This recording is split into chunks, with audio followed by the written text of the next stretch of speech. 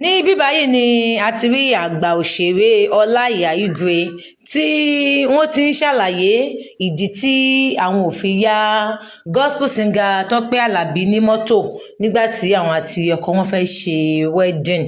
Ẹ máa wo fídíò náà lọ síwájú sí. Àbúrò mi ni Tope kọ́lọ̀ máa fi pupa ẹ̀kọ́ túbọ̀ dàgbà jù báyìí lọ. Ìgbà tí wọ́n fẹ́ sopọ̀ gẹ́gẹ́ bí ọkọ àtaya, wọ́n fi stáyò àyá mọ́tò mi. Mọ́tò tí mò ń sọ yìí V-boot ni. Ọlọ́ládé Mr. Money ni mo fi ṣe plate number. Ọ̀dọ́ ńgbà tó máa pẹ́, mo páàkì ẹ̀ síbí kan ní Kẹjà, ọmọ kan ní ọkọ̀ wọn ti pọ̀ jù, plate number wọn gan ju mọ́tò wọn lọ. Torí plate number ti ju V-boot lọ ní táìmù tí mò ń sọ yìí nígbà tí mo yí ó pẹ́. Mo ti gbà tí Tope wá já láti fi ṣe wedding, tọ́wọ́ bá mi lé mi lábẹ́ òkúta. Mo ti sọ story yìí rí, wọ́n fẹ́ẹ́ bú mi pa lórí social media. Wọ́n bú mi tí mo funfun. Ìgbà tí mo tọ́wọ́ bá mi mo ní òkè dáwọn lè fẹ́ ṣe wedding, àwọn méjèèjì sọ pé jọba yìí pẹ̀lú kò sí wàhálà. Màá yá yín, wọ́n lè ń fọkàn sọ pé mi ní yá wọn. Títorí pé àbúrọ̀bà ṣẹ̀ṣẹ̀ gba mọ́tò náà lọ́wọ́ mi ní níjọ́ kẹrin tó gba mọ́tò yẹn làwọn wá yá.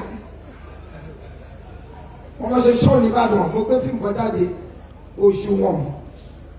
Màmá ní kerosene nǹkan kan bẹ́ẹ̀ bẹ́ẹ̀ ni sinimá yẹn dálé lórí. Wọ́n dẹ̀ gbà lọ́wọ́ mi ní Yemẹtu, wọ́n jí gbé, wọ́n gbà lọ. Ìjọ́ kejì a padà ní mọ́tò. Àwọn tó bá wá báwọn fẹ́ yá mi ṣe wedding, mo lé mi kọ́ ẹ wá gbé. Mi ò dẹ̀ yá wọn. Ẹnìkan wá ní kí n sọ àwọn ìrírí mi kan, wá ní ìrírí kan tí mo fẹ́ sọ. Ọ̀rọ̀ àbúrò mi ní Tope Alabi. Ó sọ pé òun fẹ́ yá V-boot fi ṣe wedding. Mi ò dẹ̀ yá. Torí báwọn iléeṣẹ́ ìgbà lọ́wọ́ mi ni. Èrò ọkàn mi ni pé tí n bá yá wọn á tún gbà. Mo ní but today mọ́tò tí Ọlọ́run ti fún Tope Alabi tó jẹrà fún. Mi ò ń ṣẹgbẹ́ mi ò ní irú ẹ̀. Jókòó rẹ̀ mo mọ̀. Mo ní ẹ̀wọ̀lì ayé. Ọ̀tọ́rí pé ọ̀pọ̀ ló kọ̀ lórí social media. Ẹni tó bá gbọ́n ó yẹ kó mọ̀ wípé mo ń give testimony láti fi ṣe message fún everybody. Èmi ni mo ní mọ́tò, èmi dẹ̀ ni mo wà ní dọ́tọ́ gbà.